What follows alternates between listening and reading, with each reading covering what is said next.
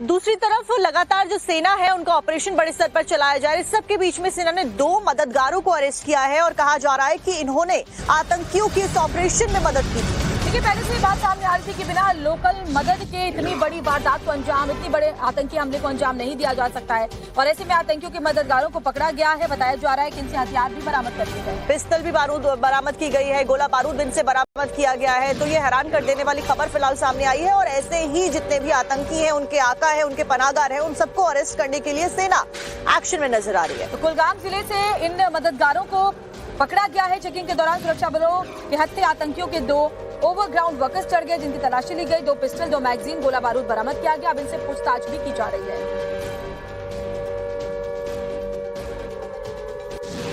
और देखिए, जो लोकल मदद मिली है उसके लिए एक घर में तलाशी अभियान चलाया जा रहा है। जम्मू कश्मीर में सेना का बड़ा सर्च ऑपरेशन जारी है। बताया जा रहा है संदिग्ध आतंकियों के घर पर छापेमारी जारी है। तो सेना बड़े स्तर पर ऑपरेशन को अंजाम दे रही है, तलाशी ली जा रही है। पूरे इलाके को कॉर्डन ऑफ किया गया है। कई सारे ऐसे इलाके हैं जहां पर सेना के जवानों की गश्त बड़े स्तर पर जारी है। पहलगाम में हुए आतंकी हमले के बाद में सेना एक्शन मोड में है। अब तक कई सारे संदिग्ध हिरासत में भी लिए जा चुके हैं। को खोज कर मारेंगे, बिल से निकाल कर भेजेंगे दोज़ख। सेना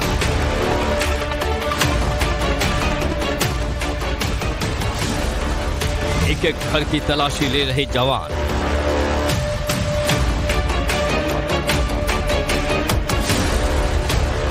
पहलगाम में हुए आतंकी हमले के बाद कश्मीर में सेना फुल एक्शन मोड में है। सेना के जवान जमीन से लेकर आसमान तक अपनी नजर बनाए हुए हैं। घाटी के एक घर में आतंकियों की तलाश की जा रही है। क्या सेना के जवान कश्मीर का एक कोना भी नहीं छोड़ने वाले हैं?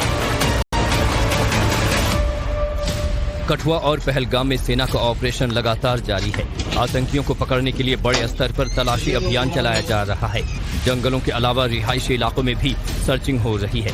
सेना के जवान एक घर की तलाशी ले रही है। एक संदिग्ध पर नजर रखी जा रही है। धीरे धीरे कर इस मकान को घेरा जा रहा है। घेराबंदी शुरू कर दी गई है और अब इसके बाद बाकायदा सर्च ऑपरेशन जो है वो शुरू किया जाएगा।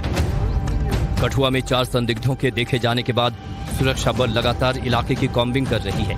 पूरे इलाके में तलाशी अभियान जारी है। कठुआ में शुक्रवार दोपहर 4 बजे संदिग्ध नजर आए थे। स्थानीय लोगों ने इसकी जानकारी सेना को दी है।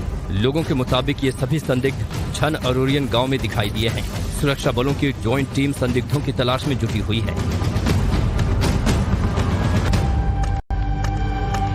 गुलमर्ग में भी सेना के जवानों की सर्चिंग हो रही है। गुलमर्ग में भी अच्छी खासी संख्या में सैलानी जुटते हैं, इसलिए सेना ने यहां चौकसी बढ़ा दी है। ये सब के जवानों को आप मेरे पीछे देख सकते हैं और यहाँ से महज 8 किलोमीटर दूर LOC है। यानी साफ तौर पर एक तरीके से कहा जा सकता है चुनौती जो है वो काफी बड़ी है। ऐसे में यहाँ भी सुरक्षा की एक तरीके से कहा जा सकता है समीक्षा की गई है। उसके बाद नई रणनीति तैयार की गई है। इधर कुलगाम पुलिस ने DH-4 में कई जगहों पर बड़े पैमाने पर तलाशी अभियान चलाया है। अभियान के दौरान संदिग्ध आतंकी सहयोगियों के कई घरों पर छापे मारे। कश्मीर में सेना की कॉम्बिंग जारी है। चप्पे चप्पे की निगरानी की जा रही है ताकि आतंकियों को ऐसी सजा दी जाए ताकि आने वाली पुश्तें भी याद रखें और बेगुनाहों के खून से सनी घाटी और सैलानियों की आंखों से बहने वाले एक एक आंसू का बदला पूरा हो सके। बताया जा रहा है सेना ने 5 आतंकियों के घर को जब्त कर दिया और आदिल और आसिफ के घर भी इसमें से शामिल है, जो कि आरोपियों के तौर पर जिनके नाम सामने रखे गए थे। और फिलहाल इसी कड़ी में लगातार जो एक्शन का दौर है वो सेना के जवानों के द्वारा जारी है। आदिल और आसिफ के अलावा एहसान और शाहिद का घर भी ध्वस्त कर दिया है, मिट्टी में मिला दिया गया है और ऐसे ही दहशतगर्दों को भी मिट्टी में मिला दिया जाएगा।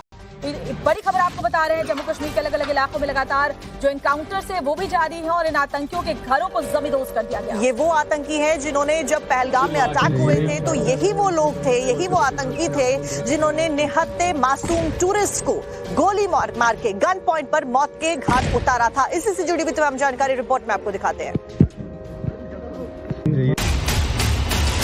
आतंकियों के खिलाफ सेना का एक्शन जारी। आतंकी आदिल आसिफ का ठिकाना जमींदोज।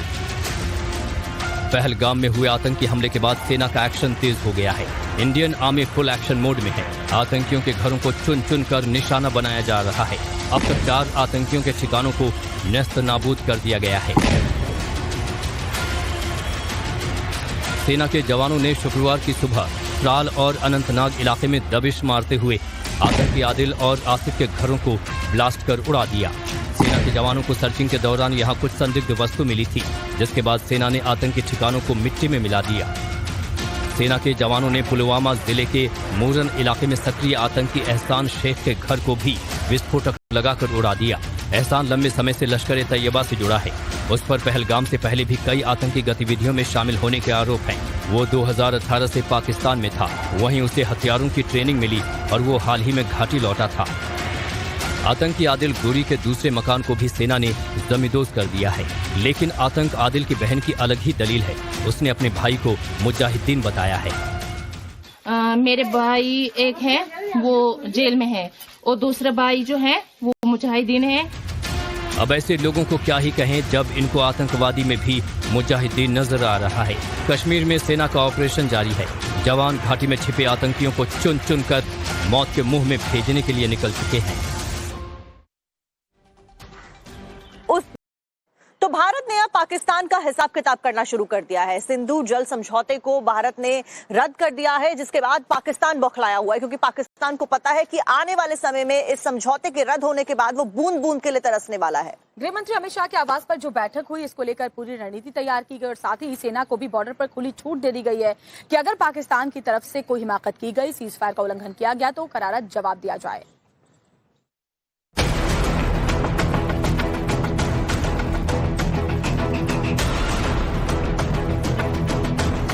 पहलगाम में आतंकी हमले के बाद भारत ने आतंकवाद के खिलाफ कड़ा एक्शन लेते हुए पाकिस्तान के खिलाफ सख्ती शुरू कर दी है।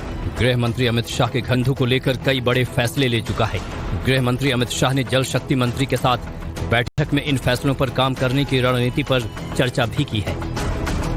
बैठक में 3 विकल्पों पर चर्चा की गई। अल्प, मध्य और दीर्घकालिक उपायों पर काम होगा। पाकिस्तान जाने वाला पूरा पानी रोका जाएगा। इसके लिए बांधों की क्षमता को बढ़ाया जाएगा। ज्यादा पानी स्टोरेज के लिए आधुनिक तकनीक का इस्तेमाल होगा। इसके लिए बांधों के पास से मलबा हटाया जाएगा। वर्ल्ड बैंक को भी भारत फैसले की जानकारी देगा, क्योंकि वर्ल्ड बैंक की सिंधु समझौते में मध्यस्थता है। आतंकी हमले के बाद लगातार बैठकों का दौर जारी है। आईबी और एलओसी पर सेना हाई अलर्ट मोड में है। रक्षा मंत्रालय, गृह मंत्रालय और विदेश मंत्रालय के बीच लगातार बैठकें हो रही हैं। बॉर्डर पर सेना को खुली छूट दे दी गई है। अगर एलओसी पर पाकिस्तान सीज फायर का उल्लंघन करता है तो सेना जवाबी कार्रवाई के लिए स्वतंत्र है। ऐसे में अगर पाकिस्तान कोई भी गलती करेगा तो उसे भारी कीमत चुकानी पड़ सकती है। आतंकी हमले के बाद देश भर में विरोध प्रदर्शन हो रहे हैं। पूरा देश एकजुट है। लोगों में पाकिस्तान के खिलाफ नाराजगी है, गुस्सा है। सभी राजनीतिक दलों का भी समर्थन साथ नजर आ रहा है। ऐसे में उम्मीद है कि मोदी सरकार इन 26